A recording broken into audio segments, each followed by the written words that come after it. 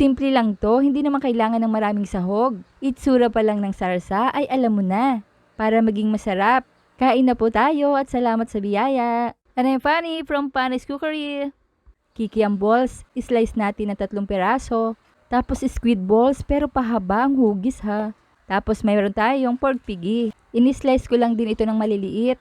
At hiniwa ko na rin ang iba pang mga gulay. Banlawan natin ang Mickey noodles bago lutuin. Igisa ang sibuyas, bawang, saute until fragrant. Then ilagay na natin ang sliced pork, saute natin until brown on medium heat. Then lalagyan natin ito ng soy sauce and ground black pepper. Oyster sauce, ilagay na natin ang squid balls at kikiam. Then lagyan natin ng tubig, broth cube, stir to dissolve. Takpan natin at pakuluan over medium heat. Kapag kumukulo na, reduce natin ang heat to low. Add carrot, then ilagay na natin ang Mickey noodles. Binanlawan ko ito ha.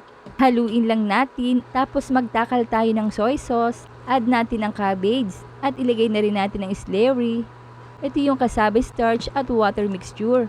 Halu-haluin lang natin hanggang sa lumapot.